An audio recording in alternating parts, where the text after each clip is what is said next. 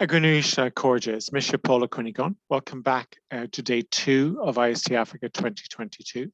We're now starting our second eHealth session of the day. And we've got a very interesting mix of presentations from Nigeria, from Uganda, Kenya, Namibia, and Mauritius. And our first presentation is focused on towards improved data quality in public health, analysis of anomaly detection tools, and that's going to be presented by Maryam.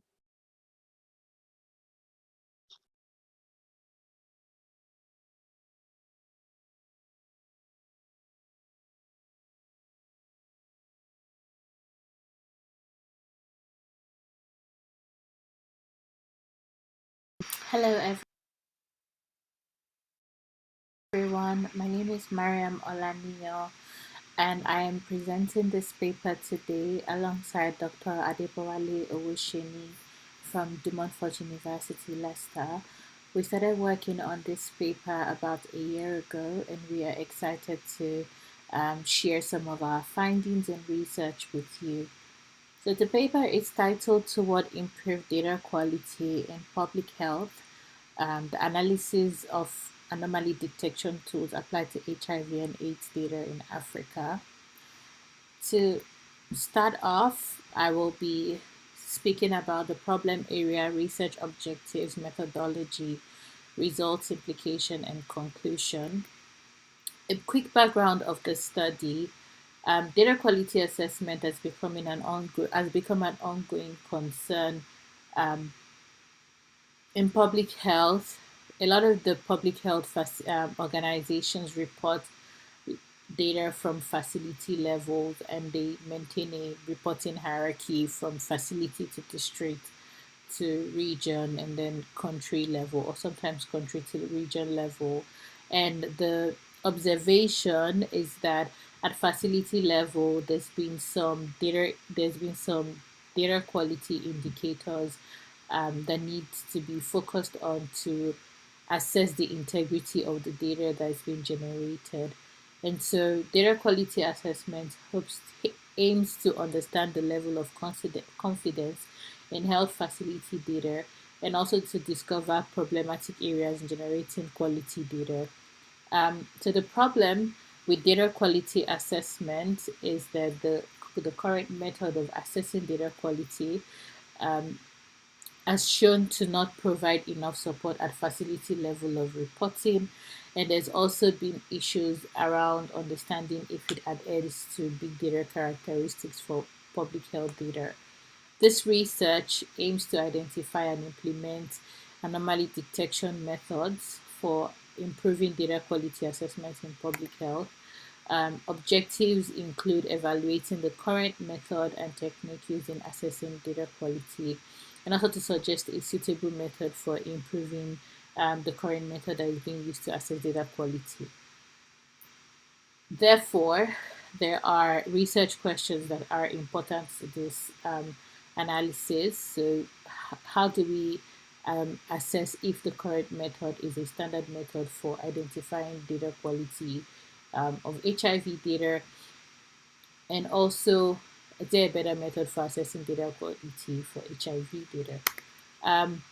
So in this research, we employed a qualitative research approach. The data is from PEPFAR data. PEPFAR is the United States Presidential Fund for AIDS relief. And so they cater to lots of low-income countries globally. And this data is filtered to African countries that are beneficiaries to PEPFAR's HIV funds, and the indicator of interest is pregnant women receiving antenatal care, also known as PMTCT. And so the data captures reporting at the level of hierarchies, which is country, district, and facilities. And the time period is between 2016 and 2021 Q1. The analysis actually focuses on three major data quality indicator areas. There are many other areas, but for now, we're looking at data completeness and identifying of outliers, So for outliers, we're looking at anomaly detection of like inconsistent data, and then we're looking at inconsistency over time. So the analysis approach is first to evaluate the current method of identifying data quality assessment, which is the WHO data quality review tool. The tool is profiled for data quality by manually aggregating facility reported values, reviewing thresholds, and viewing results. These parameters are preset by WHO in Microsoft Excel macros workbook. And so we're just to manually input values and follow guidelines within Microsoft Excel. And then the bench, which so that tool serves as the benchmark, and then the comparative tool is in Python. Python is a popular programming language, and so we're importing the data using things like a pandas data frame, and using various Python calculations, and methods for identifying data incompleteness, using the popular Python exploratory data analysis methods, and also to use machine learning algorithms to identify anomalies in data and view plots of how those results have integrity, or what they extrapolate or mean to us in improving data quality. So finally, we will be comparing both methods and evaluating the strengths and limitations, and profiling what method is the ideal method for identifying data quality. So the first area that we focus on is on data completeness. Data completeness is measured in WHO toolkit and also the Python method.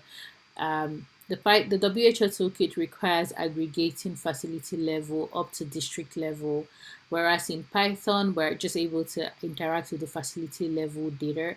So it's better suited and more accurate, especially for the volume of data that's being generated at each facility level. And because the method for anomaly detection also requires data pre-processing, the Python method is also able to use statistical imputation to find missing values and even replace them in places where the number of missing values are not up to 25%, which is the suggested threshold for incompleteness by WHO. The next method is data consistency. So we're able to view outliers, understand which facilities are reporting bogus values for people living with HIV, or pregnant women living with HIV. This method, because it utilizes machine learning and PyCaret library, was also able to validate the accuracy of the model and to tell if the model that we implement is the best model for identifying anomalies. And in this fashion, we're able to see that the isolation forest algorithm, in comparison to the two other algorithms that were used, is the better method for identifying anomalies. And it's able to show us what facilities are reporting incorrect data, or like maybe wrong over-reporting or under-reporting values over the specified time period. The last method is consistency over time. So whilst the data has values about year and quarter, it does not give us daily and timestamps.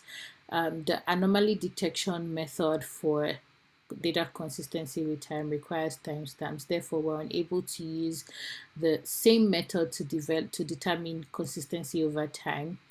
This forces us, or this then leads to the outcome of sticking to WHO method, because it's able to report consistency over time for the last 3 years. So this visual here is just to show how isolation forests give the best integrity in comparison to KNN and local outlier factors. So a brief explanation is, if you look at the yellow dots, that's a cluster to a certain degree.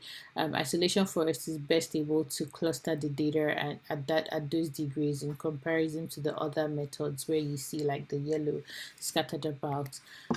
So implications of this study It shows that the WHO method is manual, especially using the Excel workbook. Process is manual, and imputation of data is time consuming and unrealistic for large volumes of data. And so Python's ability to integrate with the data via web call or APIs or just pandas data frame makes the process easier. The Python method is also able to give a more suitable and reliable way of detecting anomalies and also data incompleteness. A major limitation of the Python method, however, is the need for closing the digital skill gap amongst health workers at local levels, like facility levels.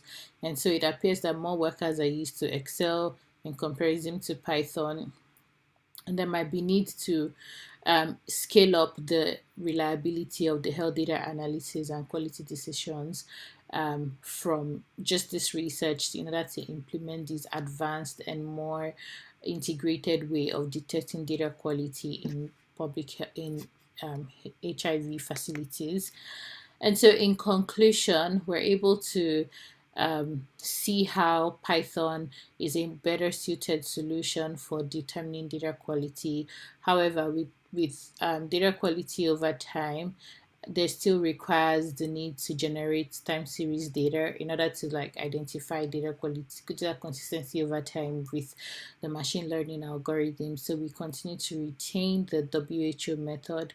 And so just to go back to the initial questions, and draw conclusions from the research objectives, we see that the WHO tool poorly identifies data completeness, and the entire process is manual and needs to scale. So yes, there is a need for an improved method, and so with the improved method, we're able to see that unsupervised anomaly detection can improve data quality in public health generally, but more specifically in this research, HIV services. And there's a need for further research to see how these data quality solutions or data quality assessment methods will perform with non-HIV data, and how including time series data in the source data from PEPFAR would help drive the need for time series anomaly detection as well, to understand at what point in time data became inconsistent. I hope this research was helpful. I hope my demonstration was helpful as well. If you have any questions, please drop me an email or ask a question, and I'll be sure to answer them. Thank you. Thank you. Thanks very much, Maryam. Moses, do you want to kick us off? Yes, thank you, Maryam. I mean, I'm impressed with your presentation and the tool of the issue of data alignment for PEPFAR projects is quite an issue. It's something that is constantly requiring training and retraining every single year, I'm aware. But I would like to ask you to kindly operationalize the term anomaly. What is an anomaly in this case? Because it seems that's exactly what you are programming your Python tool to do. And then on a different note, is it realistic to scale up healthcare worker skills to programming in Python? Would you possibly consider developing some application that gives them a user interface that they can actually use? And then do you have a comparative analysis of the tool you've developed versus Excel? You know, how does it perform in comparison in whichever metrics, either speed, time, accuracy, effectiveness, ease of use, etc.? Thank you.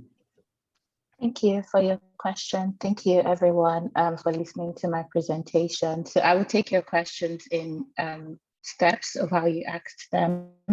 The first thing is, yes, I am also aware of PEPFAR's issue with training, especially at facility levels, because they also focus mainly on low-income countries. So Anomaly in this context references PEPFAR's targets numbers that they have for each quarter. And what PEPFAR observed from previous research is that when certain facilities are unable to meet up with their targets, they just impute numbers based on their discretion. And so there is testing, there's treatment, there's also site performance. And at site performance level, the numbers that they are receiving are sometimes not a representation of what's happening at those facilities. And different analyses have been conducted in order to observe or report accurately what's happening at those facilities. However, PEPFAR has continued to rely on WHO Data Quality Review Toolkit for this. There are two ways of using the WHO Data Quality Review Toolkit. There is the Excel workbook, which is what most global public health companies use.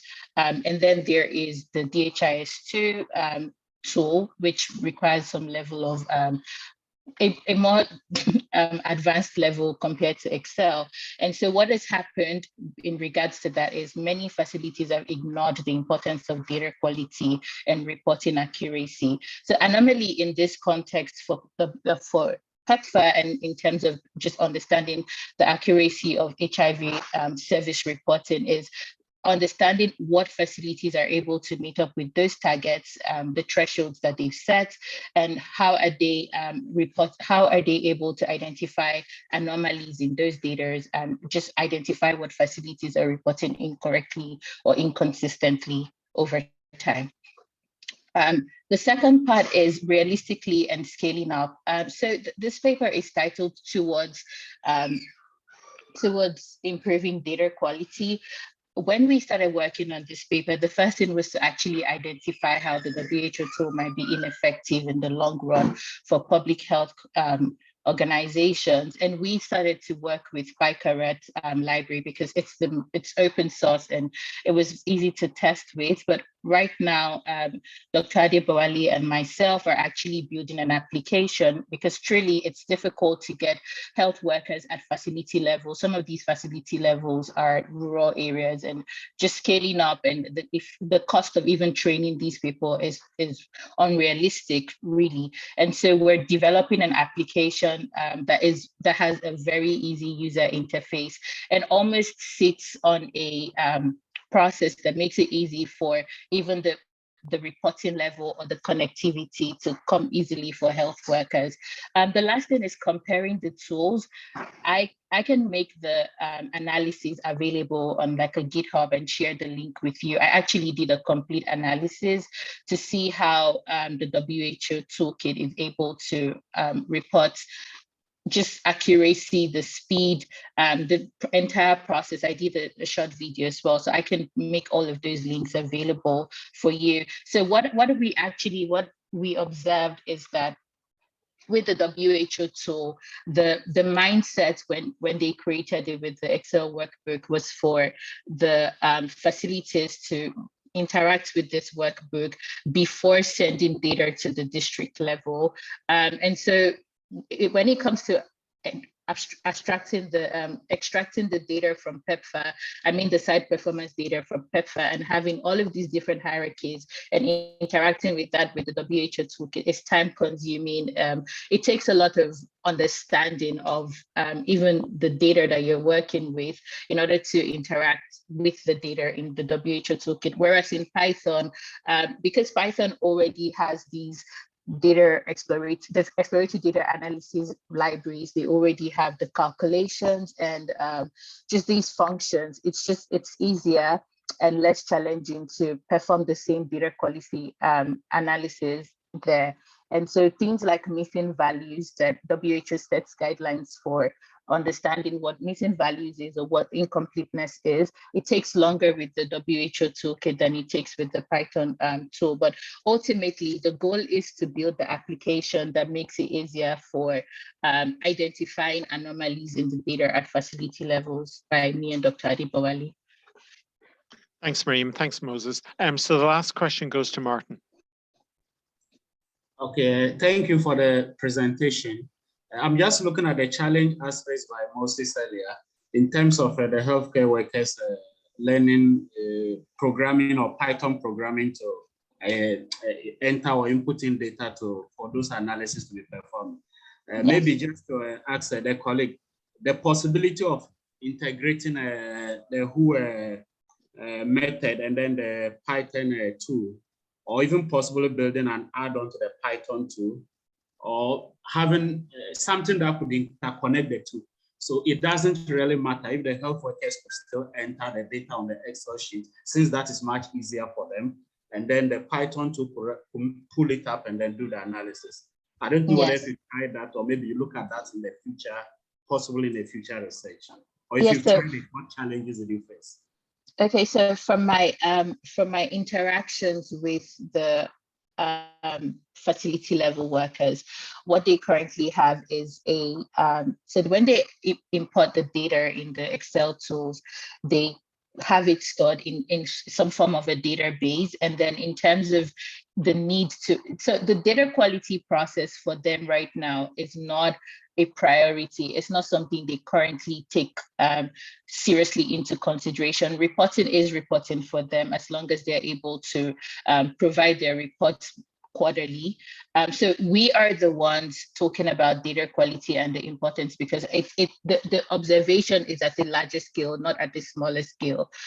So for Python integration, it would be better to actually integrate this solution at a larger database level, but in real time. So what I mean is, yes, they are reporting at country level, and we're getting their data at country level, but we're also getting information at facility level. It would be good for us to integrate the Python tool at the facility level to inform them that, okay, at the facility level, this is where the issue is, and we can solve it head-on, since that is the lowest hierarchy, before getting the full data at country level. I think part of the problem, Maryam, just before we move on, is that primary healthcare facilities, particularly in rural and deep rural areas, are already under enormous pressure. They have no doctors, they have a limited number of experienced nurses, they have new nurses that are constantly trying to get to the nearest town or city. So they have a high turnover of staff in many countries. So I think the key challenge is that while people may have the best of intentions, the amount of pressure that they have in terms of doing what they regard as their primary role, which is to provide care, supersedes, for them at least, the amount of time they need to set aside for reporting. But I do acknowledge how important reporting is, and a lot of work continues to be done in this area. So thank you very much for highlighting this issue again. So our next presentation is from Moses, and it's talking about, or sorry, from Endashaw, and that's about deep learning-based algorithms for detecting chronic obstructive pulmonary disease. Thank you very much.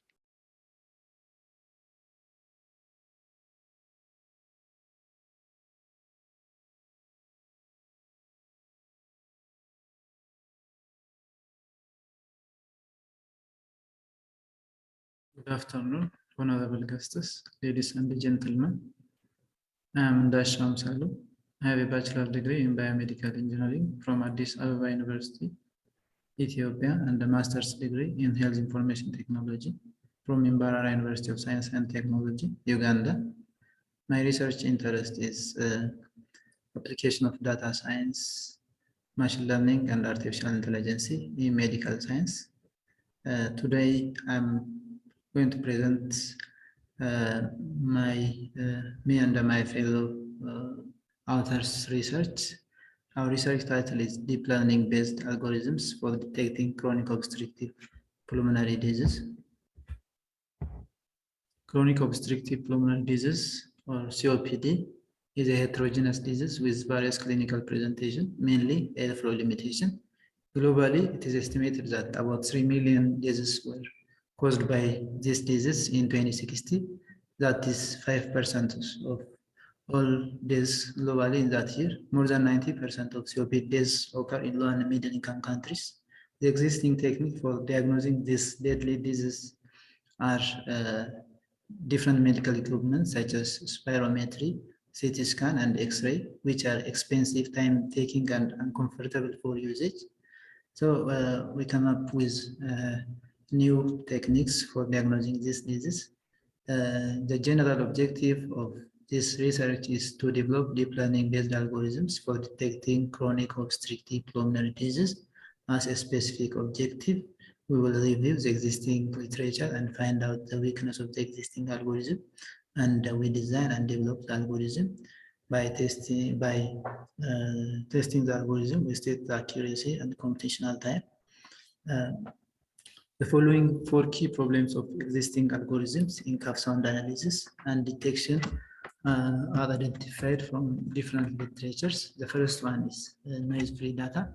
Most of the data collection done previously were in noise-free environment, which does not simulate the usual hospital scenario. The second one is low data sets. In most of the work done previously, the developed algorithms and the models were trained and tested with small data sets, having less diversity. With this data set, it's difficult to generalize to real-life conditions. The other one is most of the work done previously are semi-automatic. They need some clinical data that uses clinical results from another machine, which is unaffordable for the developing nations. In addition to this, there's also computational expensive. The other one is accuracy. Some of the work done previously also require improvement in accuracy of the tested data. By using the above information as a gap in the current state of art, we have developed 2 different algorithms in this research. For developing our algorithms, we have used 2 deep learning techniques called convolutional neural network and convolutional recurrent neural network, or shortly CRNN and the CNN. We have followed the following main steps in developing our algorithm. The first one is audio dataset, collecting the audio datasets. In this research, we have used online available dataset. The dataset used in this research was collected by 2 research teams from Greece and Portugal. The dataset is collected from 126 subjects, having a total of 5.5 hours. After getting the datasets, we pre-process the datasets. During this step, the datasets are being properly adjusted and cleaned. In addition to this, during the pre-processing stage, we have also done audio data augmentation. In this research, for overcoming the problem of data scarcity, we have used data augmentation. Data augmentation is the process of creating synthetic data by transforming the original annotated training data. The most well-known augmentation in deep learning tasks is image augmentation. Audio augmentation is one of the recent ways of overcoming data scarcity in audio fields. It is inspired by image augmentation. We have used 5 different audio data augmentation techniques in this research. After pre-processing, we go to the feature extraction. Feature extraction is a means of deriving the set of characters used for analysis, classification, and others. Feature extraction is an important step for ensuring the stable and rapid convergence of deep learning algorithm. This makes it crucial step in pattern recognition and deep learning tasks. The extracted feature should be informative and contain the essential aspects of the original data. Feature extraction in audio data is not the same as image data. Since the speech signal is a regularly occurring signal, it is difficult to process directly in any analysis task. So it can be estimated in a very short time. As this signal doesn't change much, meaning we assume as it is statistically stationary on short time scale. This have allowed us to transform the signal into spectrogram image. So the transformed spectrogram of the audio signal has allowed us to analyze the basic feature and extract useful information. 3 different feature extraction technique has been used in this research: male frequency, substral coefficient, zero crossing rate, and harmonic change detection function. After extracting important feature, we design neural network algorithm. As I said earlier, we use 2 deep learning methods in designing this, CNN and the CRNN. After designing, we train and test and select the best result. The developed model for CNN layer used in this research looks like this one. CNN is commonly used deep learning mechanism that uses convolution with at least one of its layers. The main advantage of CNN compared to its predecessors is that it automatically detects important features without any human supervision. Local filter, weight sharing, and pooling are also another good feature of CNN. We have used the popular electrical linear value for working with non-linearity. After each convolution layer, we implemented max pooling 2D with 2 pool layers for future subsampling. Max pooling 2D contains extracting window from the input feature maps and outputting the max value to the extracted channel. Dropout will randomly drop units from the neural network during training. This avoids units from co-adopting too much. We have used a dropout of 0.2. The last layer is a softmax or logistic layer, which is used for binary classification for multi-class. Since we were using a dataset of 6 labels, we have implemented 6 class in the softmax. This is what looks about CNN. The CRNN architecture looks like this one.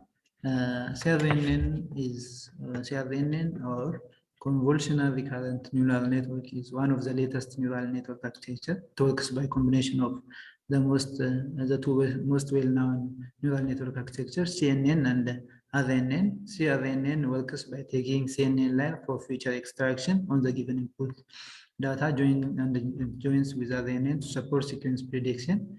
If we can combine both the CNN and RNN, we can get a better result that can address the limitation of both architectures. CRNN has an advantage of both spatial domain of CNN and temporal domain of RNN. There was also an advantage when dealing with complex tasks and training data are limited. So the output of the fourth convolution we used in CNN algorithm will be an input for the RNN algorithm. For the bidirectional RNN, after the activation truncation, we implemented a dropout and get a dense layer of 6 units. So from the developed CNN and the RNN algorithm, we got from the CNN algorithm, we got these results. Feature extraction methods, as I said earlier, we have 3 different feature extraction methods, and we have used both augmented and non-augmented data for easily comparison with respective computational training and testing accuracy. We have this accuracy with each data sets and the feature extraction. This is for the CRNN. As you see on both tables, the augmented data with MFSC-based feature extraction has better results, 96.73 in CRNN and 96.64 in CNN. As a discussion, the dataset used in this research is significantly larger than that of the existing research done on COPD. The results described in this study are based on 920 CAF events from 126 subjects. And in addition, this is the original data, means the non-augmented one. When 5 different augmentation, time domain based augmentation was done, it will become 5 times 920, which is 5,520, which is significantly larger than that of the existing data.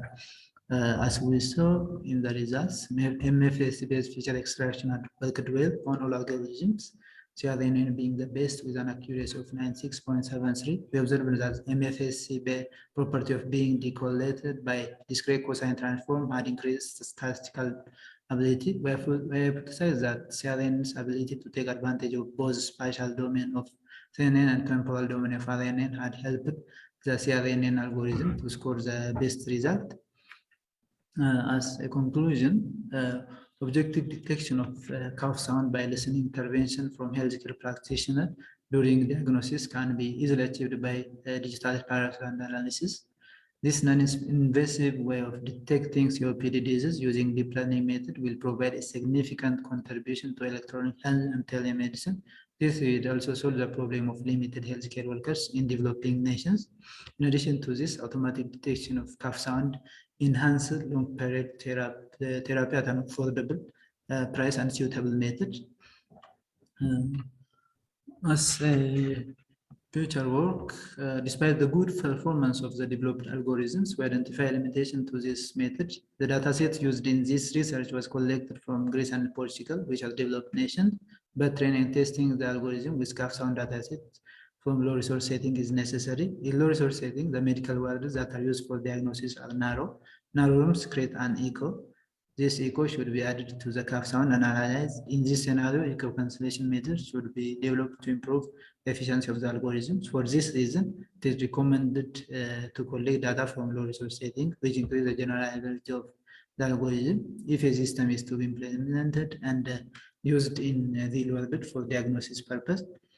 Furthermore, data needs to be collected from more subjects to further evaluate the developed algorithm.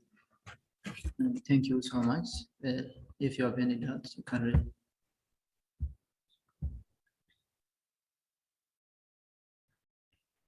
Thanks very much, Endashaw. One issue that I'd like to explore with you just before I open to the floor is if you could briefly discuss some of the challenges associated with training data. And you mentioned a little about the data being sourced from some countries in Europe. What do you see as the advantages and disadvantages of where training data is currently available for? And what advantages, if any, would be associated with having more African data sets that could be shared not just on the continent, but also internationally? And what would be some of the operational challenges associated with bringing your work to a facility level? Thank you. Okay, thank you so much for your question. If the data was collected from the developing nation, what we will get is that, as I have expressed in my future works part, the data when we collect from the developing nation, you will collect the data from medical wards in hospitals and other stations. So the room size will matter in the data being collected, since when you collect the data in narrow rooms, there is an echo. If you go to the developed nation, you will collect the data from a clear room. This will have a big impact when you analyze the data, since you are detecting the disease by analyzing the sound signal. So it will have an impact.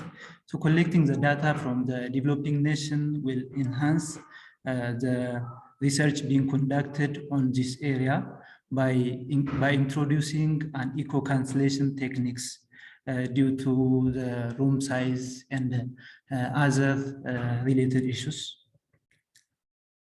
No, thank you very much for commenting on that. So Sashah, you wanted to ask a question.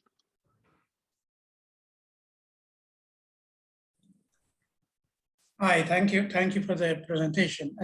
What I would like to ask is your application mentions about telemedicine, and the system complexity plays there because it will delay the communication. So can you say something about the system complexity, what you have in an application like the telemedicine, and also the accuracy? Okay, thank you for your question. As this time complexity is a big issue when we implement this type of system in real scenario. So regarding the complexity issue, this research tried to compare the different deep learning techniques with computational time in addition to the accuracy. So what we will, if we apply in real scenario, what we will do is that we will take the better in terms of complexity. As I have expressed in the table, in the results section of the table, we have compared the computational time. So we will take the better computational time in accordance to the system to be implemented. Thank you. Moses, I'm calling you next. I'm impressed by the solution and its potential to actually impact the diagnosis of chronic obstructive pulmonary disease. How do you envision its deployment in practical use? I know you'll be getting there, but what thoughts do you have right now? How you're going to get it out into the field? Thank you. Thank you, Moses, for your good question. Now we are on the way of developing the web-based, on designing the web-based system that remotely, if you will send your sound, your cough sound to a specific station, and that station will analyze using the techniques depicted in the presentation, and it will send you the feedback. So this system can be implemented in web-based mobile in mobile apps by using like online-based system. We have started some work on that, but for future we need to include data to large scale. After including the data in large scale, we will go to this implementation. We have a plan for that one. Thank you. Thank you. Martin. Okay, I have two questions. The first one, I'm looking at is a great research done, and the accuracy, the percentages that we got were great. But I'm looking at why the researchers choose to go for neural networks instead of maybe applying other existing algorithms like random forest. Maybe if the researcher could clarify. Then my second question has to do with training of data. The challenge sometimes with training of data is sample of population specific. If you train it for a particular data set, applying the same to a different data set, you may not necessarily be getting the same results. So I'm looking at, in terms of rolling out, whether if the solution that has been developed is applicable to other data sets, or how the researcher or the researchers intend to overcome that challenge. Thank you. Thank you so much, Martin, for your question. In terms of the selected neural network type, we have used CNN and the CRNN, which are very different from traditional machine learning techniques, since fundamentally these types of neural network are transitional invariant. So you can learn every pixel of your feature deeply in comparison to the random forest and others. Apart from this, they can also learn spatial hierarchies of pattern. Due to this, we have selected this neural network on the data. As we have tried to explain on the results section, we include both augmented and non-augmented data for overcoming data scarcity. For now, we have included data augmentation using 5 types of time domain data augmentation system. Since we have done this data augmentation, since there is a scarcity of data, but for the future, when we collect the data from large scale, we will leave this augmented data and we only use the originally collected data. Thank you. Thank you very much. It's good to know that there's so much interest in this area. I wish you the very best of luck, and I look forward to hearing future results very soon. So our next presentation is from Moses, and he's going to talk about a remote blood pressure data collection and monitoring system for expectant mothers.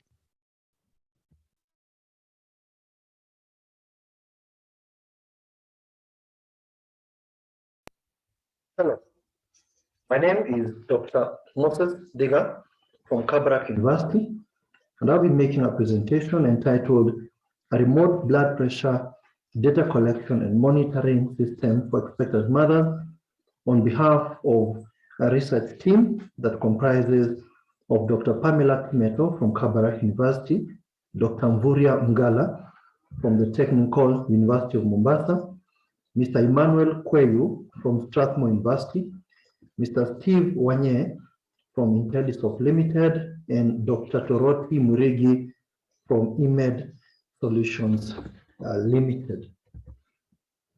Preeclampsia, which is the subject and focus of our study, is a condition, a pregnancy complication, characterized by a persistent high blood pressure that begins 20 weeks during pregnancy, and if left uncontrolled, the condition can lead to full-blown eclampsia or hypertension within pregnancy, which has the potential to persist even beyond the safe delivery of the baby.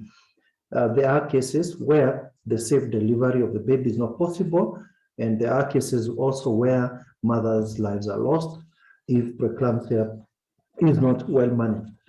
In low and middle income countries, the detection of preeclampsia often relies on clinic visits, which are generally about 4 to 5 during the entire pregnancy. This number of visits, if adhered to, are still not sufficient to be able to monitor a mother's blood pressure continually.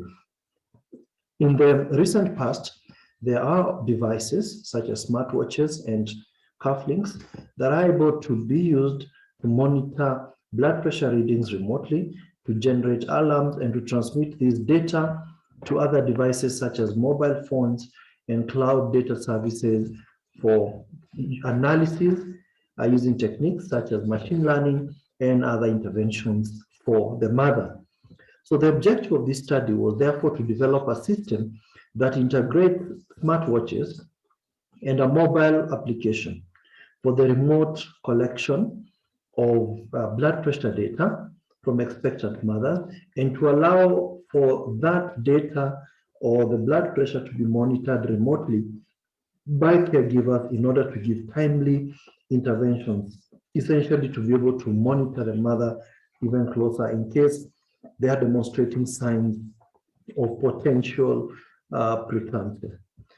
So the conceptual framework adopted from a study by Mweni, Thiga, and Mushiri essentially is as follows. We have a smartwatch that the mother uses, and then this smartwatch is connected via Bluetooth to a phone so that the readings are transmitted.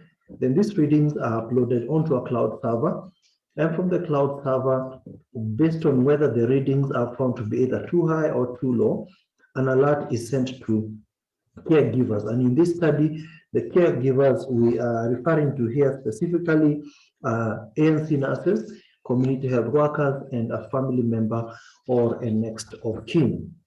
The study proceeded to engage stakeholders, essentially the managers of the healthcare sector within Nakuru County.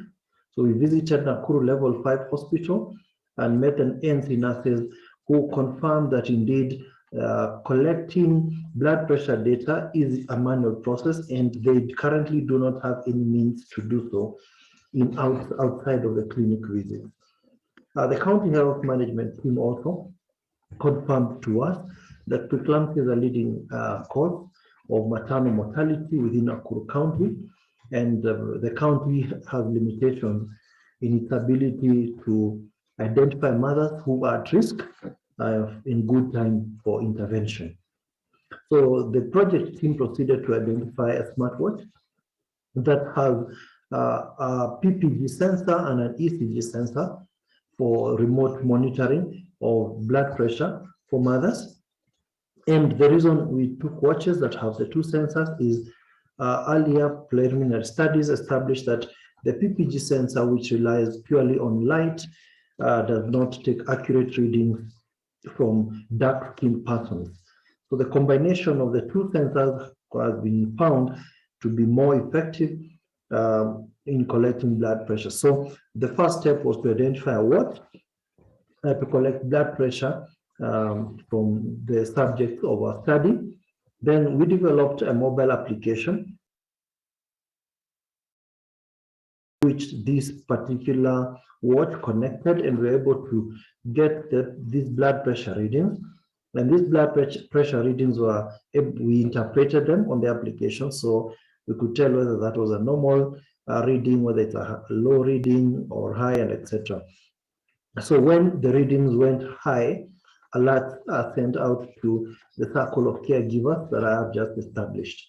Now, this circle of caregivers also have an application that they use called a caregiver application. So every caregiver is assigned a certain number of mothers, if they're an ANC nurse. With the next of kin, then they are connected to the mother whose blood pressure is being monitored. And when the blood pressure is abnormal, then they get an alert on their phone, and that should trigger a series of actions where the mother can be contacted and interventions are put in place. So we have tested the prototype on 2 occasions last year and early in 2022. And from the initial stakeholders, they appreciate that this particular solution is applicable. It can work, at least from the management perspective. But additional insights we have gained so far is that there is need to involve community health extension workers and volunteers as part of the solution ecosystem, because they are out in the community, and oftentimes they are given mothers to follow up within the community when these mothers are found to have signs of potential preeclampsia. So we actually also tested the accuracy of the smartwatches. We compared these smartwatches with the digital blood pressure reader and also the sphygmanometer.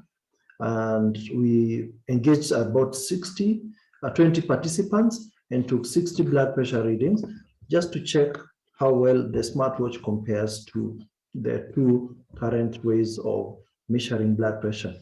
So the readings from what we found is that there is no significant difference between the readings on the smartwatch we're using and that of the sphygmanometer. However, the digital blood pressure device, the readings were generally significantly different. So it gives us comfort to know that our readings, in a way, are reliable with the approach that we've taken. So the key outcomes of this study so far is that we've been able to develop a tool that is able to facilitate the continuous monitoring of blood pressure in out-of-clinic settings. We are currently piloting this solution, and we are able to see the convenience in terms of just being able just to see your own blood pressure and see how it fluctuates. In addition, we also have developed a tool where the caregivers at next of kin can be involved in the care for the mother during the period of her pregnancy. So the nurses and community health workers are able to keep track of this particular aspect of the mother's health during her period of pregnancy. So these are the 2 key outcomes. We have the mobile application and it works, and we're able to monitor mothers remotely. So our next steps is that, as I mentioned already, we are piloting this solution with an ecosystem of ANC nurses, community health workers, mothers, and next of kin. And we want to see how this solution works in the actual intended use scenario. So this is currently ongoing. As we speak, we have about 12 mothers who have been recruited into the study, and we're targeting about 30 in a few weeks' time. Probably by the time we listen to this presentation, then we should already have the 30 mothers on board.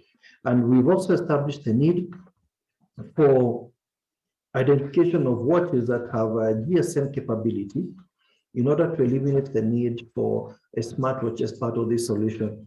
The need for a smartwatch has been found over and over again to be a potential limiting factor towards the universal adoption of this solution. So we are in the process of identifying suitable GSM-enabled watches so that these readings can be transmitted directly to a cloud application for analysis and intervention. So this work has been made possible with funding from the Kenya National Research Fund, the Artificial Intelligence for Development program, and the Kabarak University Research Fund. And the team that is conducting this work is drawn from Kabarak University, the Technical University of Mombasa, Strathmore University, eMed Solutions, and IntelliSoft Limited. I thank you very much for your kind attention, and I look forward to your questions. Thank you so much.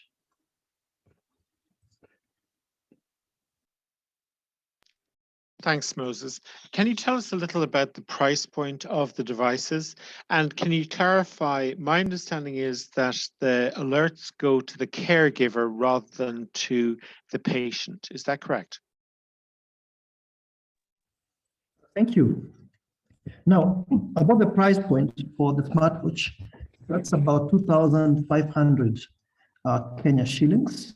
That would be around, say, $25 per smartwatch. That's in the mid-range. They are more expensive devices. Regarding the alerts, these alerts, we've configured them presently to actually also pop up for the mother who is also affected. And the logic behind all this is that sometimes even the mother themselves may not be aware of their own condition, so they need to also get an alert. So currently, all of them get an alert. That's great, thanks. Sashah, you had a question.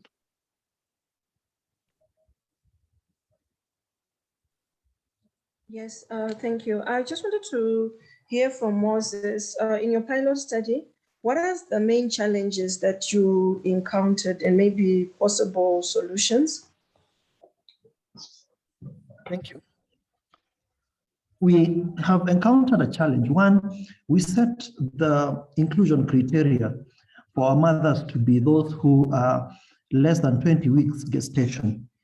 Now, the ANC attendance patterns for mothers in our part of the world are not very impressive. So getting these mothers who come early to the ANC clinic is quite a challenge.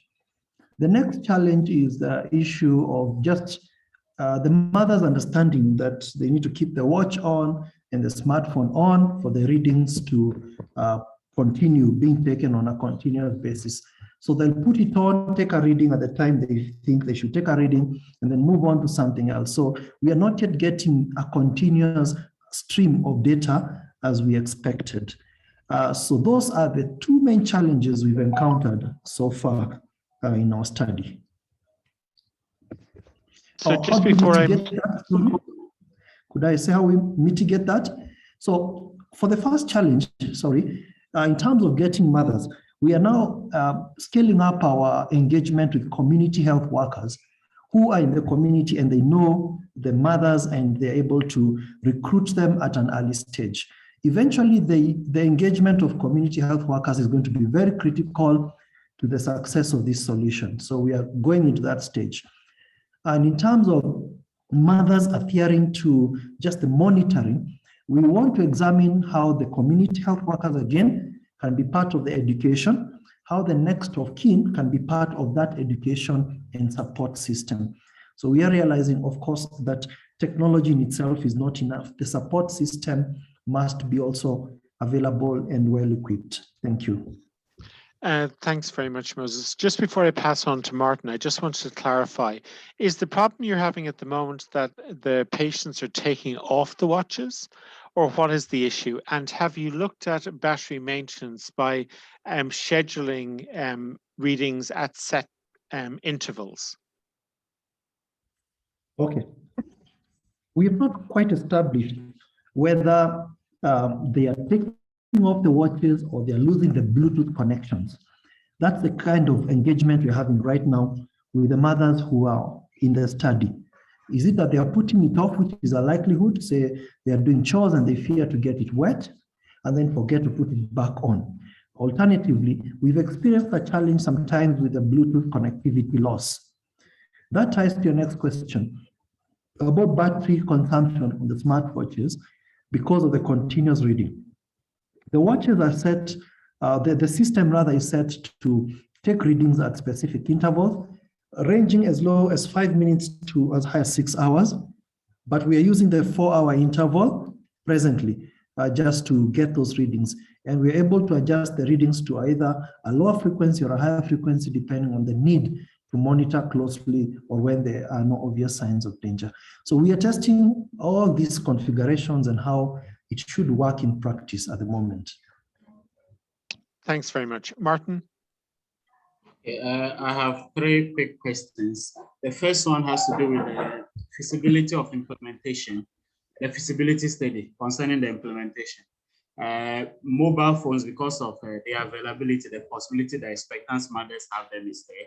But in terms of the smartwatches, the cost of them, whether that has been factored, because if they are unable to purchase these smartwatches, it means that the system using it becomes a challenge. So I'm not too sure whether that has been factored. Then my second question has to do with the frequency of measurement of the blood pressure readings.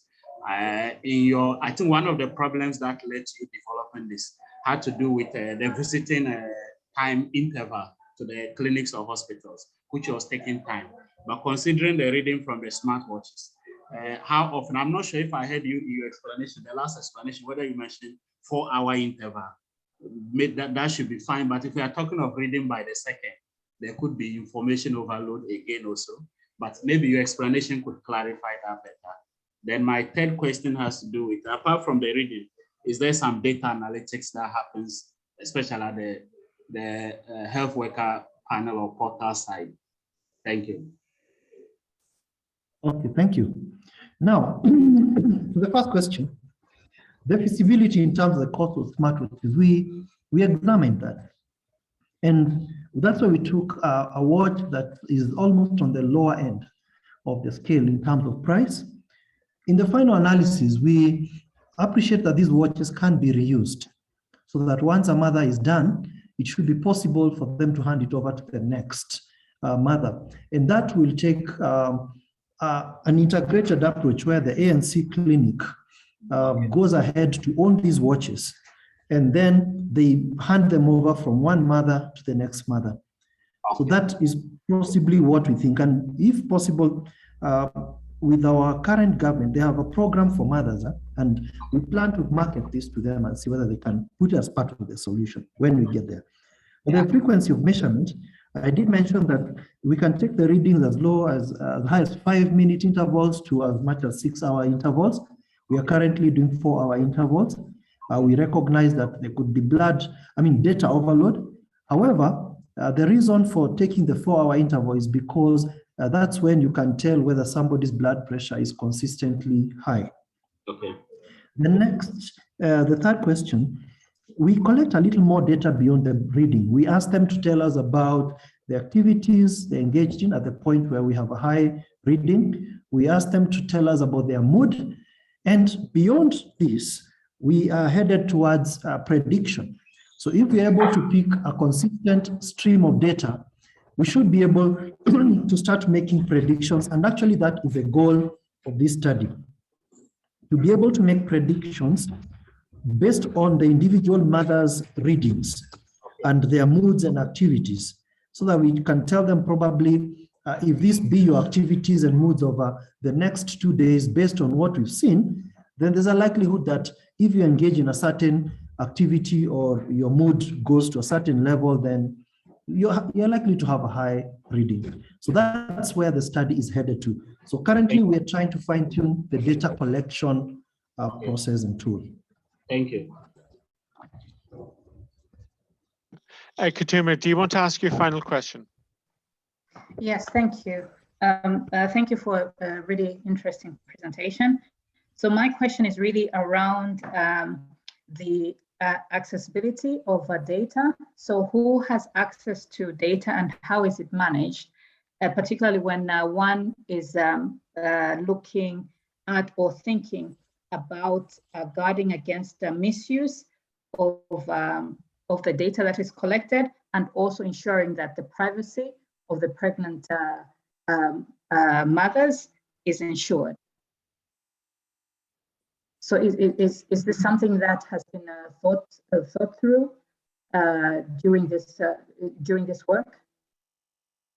Yes, we thought through that, and at the moment, the people who have access to the data, first of all, will be the ANC nurses, who will be the ones to onboard the mothers onto this system. it is in their interests to monitor the mother. The community health workers, who are oftentimes also given the job of following up mothers in the community, will also be interested in just at least getting the alert when something is out of order. The next of kin, who is a family member or a friend nominated by the mother, will also be privy to part of that data, at least when the pressure is high. Beyond those particular ones, we who are at the back of the study have access to that data. But in a long-term perspective, should we get to a point where we put this data out in the public, it will definitely be identified for use by other people. But we are not yet there, but we've thought through all that, and we've not yet put the data out there yet. Thank you. Hi, Katoma. I appreciate you very much bringing up this very important issue. So thank you very much, Moses. That was very interesting. So to facilitate the participation of Shad, who's just getting off a flight, we're going to move the order of the last two presentations around. So we're going to go to Sashah, and she's going to talk about maternity management information system for the Katutura Hospital Maternity Department in Windhoek, Namibia.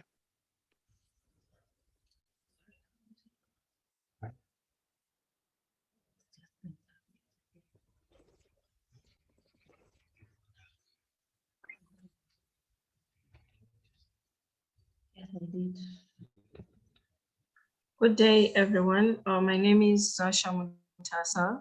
I work for the International University of Management in Namibia under the Software Development Department. I'm going to be presenting on our project, Maternity Management Information System for the Katutura Hospital Maternity Department in Windhoek, Namibia. So what motivated us to come up with this project is that the existing maternity records at the Katutura Hospital, they currently appear to be paper-based, and hence records seem to easily get lost, and a lot of storage space is required. Because all the information is stored as files, every pregnant woman, when they go to register at the maternity hospital, they get a file, and those files are stored in drawers. They need to be a large storage area to be able to keep these files, because if you look at it, how many women give birth every year, and they need to be keeping these files for over the year. So it is a challenge in getting storage space to keep all these records. And it is also a challenge to be able to get information. A paper-based system does not have multi-component interventions that are capable of addressing heavy workloads, instantaneously getting updated with new information, and serving as an up-to-date maternity repository for maternity education. So what this basically means is that as the women keep going for their appointments, it is difficult to be updating their files, because the nurses have to physically go into the store to look for the files, although they try to have a system where they store them in alphabetical orders, but the vast numbers of files that they have make this a challenge. And even to get the most up-to-date information, it is also a challenge, as everything is done manually. Even if you were to do a study that involves the information that is stored at the maternity hospital, it is difficult, because you cannot get this information at a click of a button. You have to actually go through files and files. The same paper-based system could suffer time consequences, as indicated by a study that was done, that doctors spend a lot of time writing diagnosis and prescriptions by hand, instead of spending more productively on more diagnosis and prescriptions to more patients. It is time consuming trying to put everything by hand, and also trying to look back at all the other notes that have been put by other doctors. And we also know it is a challenge reading people's handwritings. So it becomes a very tedious task, and it takes a lot of time. As a result, we decided to come up with the maternity management system for Katutura Hospital. So our objectives: upon completion of the study, the proposed maternity management information system for Katutura Hospital will allow for appointment or booking, self-registration, and reminders. This means that the patients who are the pregnant women, they'll be able to book for appointments online. They can self-register on the systems themselves, and then the system is set up in such a way that it can give them reminders to appointments. Once they put in their phone numbers, it can send reminders to their phones a day before the appointments, or they can also log in on the system and they can be able to see all the appointments that they have. The system will also allow the maternity patients to make payments online, so they can be able to make payments using their credit or debit cards. And then it will also be, the system will also be able to give them some health information or tips regarding their pregnancy. Sometimes you have new mothers, it is their first time to be pregnant, so they might need some information, for example, like banning topics like smoking and pregnancy, what to expect maybe when you're on your third trimester, second trimester, all those tips. So this system will be able, it will be like a place where they can actually go and search for information about their pregnancy. In terms of methodology, we applied the prototyping software development methodology in this project. Prototyping was used because we could be able to come up with different prototypes, go and present them to the health workers at the maternity hospital, and then we could be able to get quick feedback on what to improve on, what to remove, what to add. And then for data collection, we used interviews to interview the health workers, which are the doctors, the nurses that work at Katutura Hospital. We also were able to interview some of the patients, these are the pregnant women, to actually kind of get information on what they would want to be on the system, the challenges that they are currently facing, of not having a system, and we did get a lot of information. The population, it was a total of 33. This included the health workers and also the few pregnant women that we spoke to. And then we collected data to a point of saturation, which was 11, because basically the information was now repeating what the users wanted in the system, the challenges that they were facing. At when we reached to the 11th participant, the information was now repeating, so we had to stop. So after designing and developing the system, we successfully managed to create the system. This, the figure below here, it illustrates the homepage of the system. So on this homepage, it has the About Us page, the appointments, the registration, contact, and the login tabs. So once a user registers, then they can be able to start using the system, depending on who they are, whether they are a doctor or they are a nurse, they can be able to see different functionalities depending on who they are. So the patients, they can be able to make appointments as shown on the screen using the system. So the appointment system basically also helps the nurses to handle the appointments on a daily basis, because there is no double booking. Once a slot has been taken, that means that it will not be able to be taken again. And then also after the patient has seen the doctor or the nurse can also go on the system and automatically be able to make the next appointment for them. If they're supposed to come in every month or every 2 months, the system, they can just click a button and then be able to make another appointment. But if maybe the woman, they wouldn't have gone to the hospital, but they still want to make another appointment, they can make another appointment. If they want to cancel that appointment that would have been made for them, they are still free to cancel the appointment to free up the slot for somebody else who might be able to use it.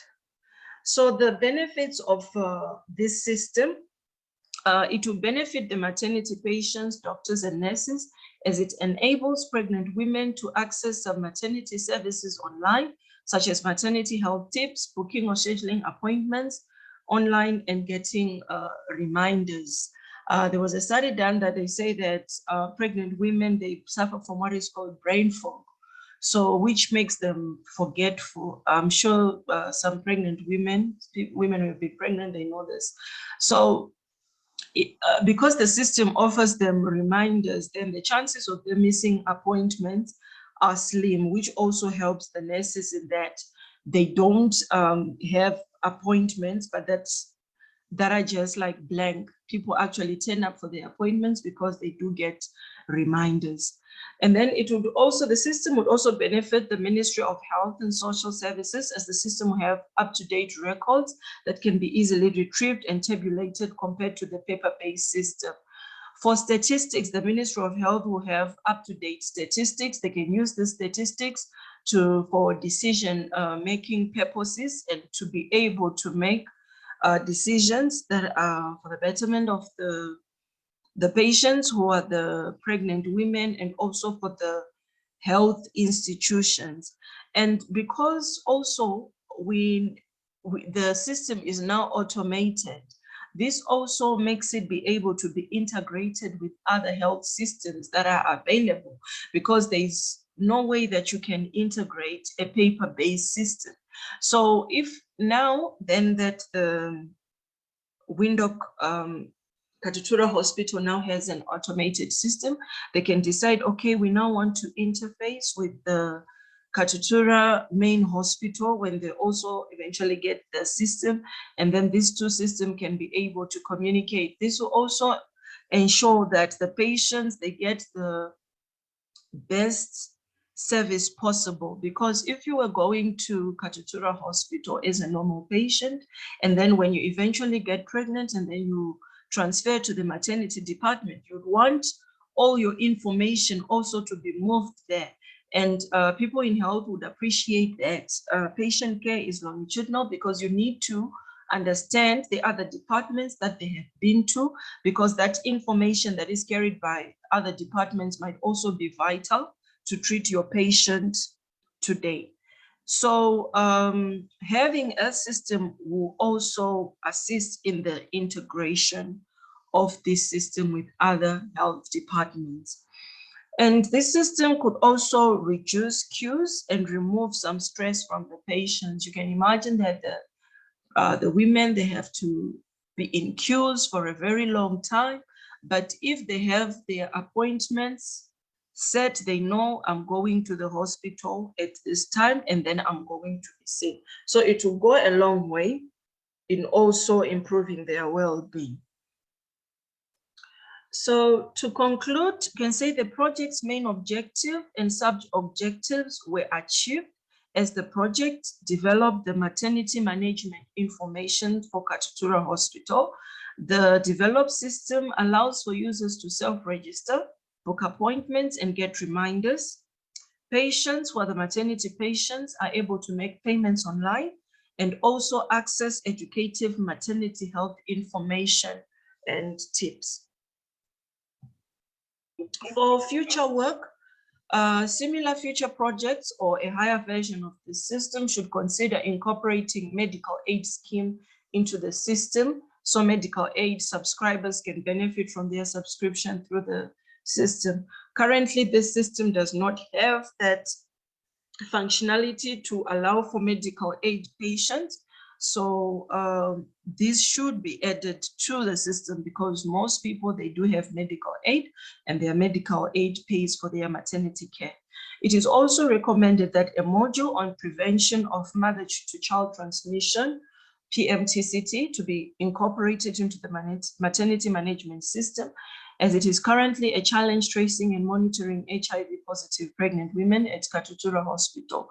PMTCT, it would help a lot so that the nurses can be able to have accurate statistics on positive expectant mothers, and it can also help so that they can get the accurate information on their condition, so that those expectant mothers who are HIV positive can have information pushed to them that is relevant to their condition.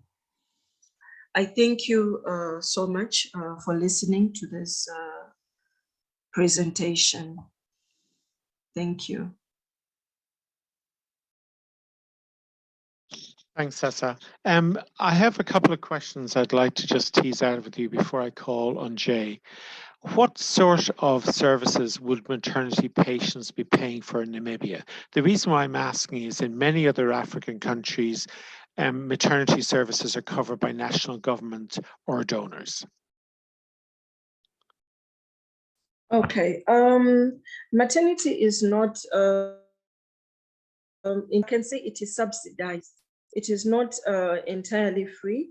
And then you also have, if you are a foreign patient, the maternity fee is not really that subsidized, you need to pay. So it's not entirely free. There is some sort of payments that are made. Okay, and is that likely to remain government policy into the future, that everyone will pay whether they're citizens or not? There, I'm not quite sure on the policies that surround that, whether it will change or not, but for now, that is the case. Okay, no, it's good to understand because I was a bit surprised initially because of what happens in other countries. And then my understanding is that the prototype is primarily for making appointments and taking payments. So no medical records are stored, is that correct? No, the medical records are stored on the part of there is a module for the medical doctors and the nurses. They can be able to make notes, but the notes are available on their profiles only. Okay, so it's not part of this prototype, it's part of a separate system. No, it is part of this prototype. Okay, and has it been used apart from testing in a real life setting for any period of time? The reason why I'm asking. Sorry. No, please go ahead.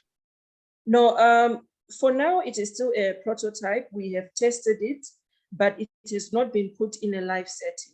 Got you. Okay. So the reason why I'm asking is it's a cultural issue.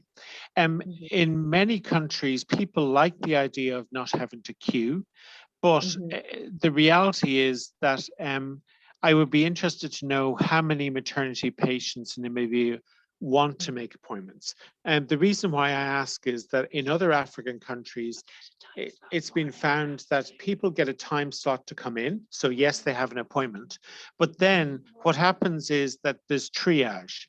In other words, if somebody has an emergency case, or if somebody who hasn't made an appointment but is having some problems, they will end up jumping the queue. So what's the situation in Namibia?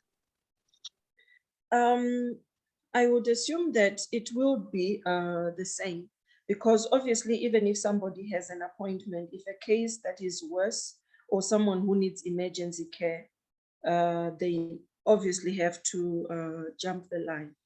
But in terms of like the issues that you're discussing, that even if there is an appointment system, some people might come late, some people might not show up, and then it's also a problem of will the people or the patients actually adopt the system? Because people, we are used to doing things the old way.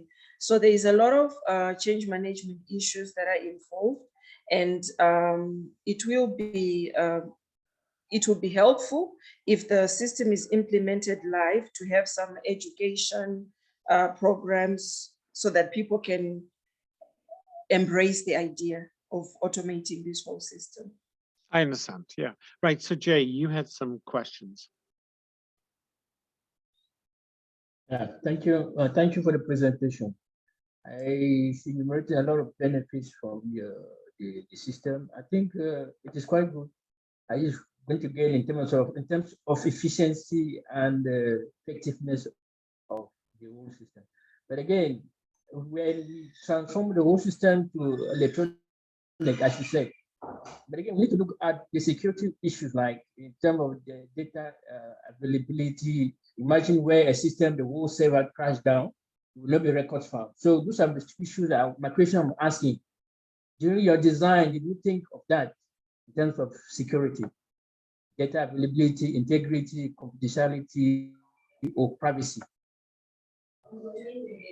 Yes, maybe Ms. Mutasa, if I may come in, I'm a co-author to the paper, Martin here. We did consider the issues of the CIA, the confidentiality, availability, and integrity.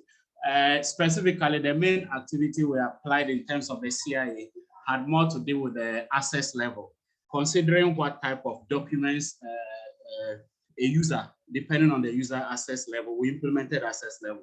So for instance, the access that a doctor should have isn't the same access as a nurse, and it isn't the same access as a patient. A patient should only be able to see only their records and not other patients' records. And a doctor should only be able to see the records of patients that they are attending to, unless some patients are transferred to those doctors. That is when they have access. And the nurse has less access level compared to the doctor's access level. And for now also, because the system is more of an isolated system, it is not integrated into the other ones as presented by Ms. Mutasa.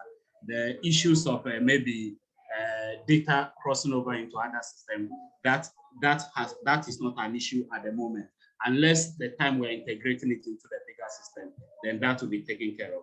In terms of privacy issues, the privacy issues are also taken care of by the access levels that we implemented. So that was actually taken care of. Thank you. All right, thanks, Martin. Moses, you have a final question. Yes, just interested in the patterns of adoption. What kind of mothers are taking up the service? And again, what kind of challenges are they experiencing? That would be of interest. Thank you. Okay, maybe thank you, Moses. Sashah, go ahead. Because for now we haven't really, it has not been adopted on a live setting. But from when we were collecting the data, the people that seem to be eager are more on the younger side. You'd notice that there's actually a digital divide. It's quite apparent when you are talking to the older mothers than the younger mothers. So this is just an assumption. Based on what we experienced during the data collection, the younger mothers would be better in adopting it than the older generation. But I think it's just to do with technology there. But so far, I cannot comment on utilization patterns because we haven't really implemented it live. Thank you very much. That was very interesting.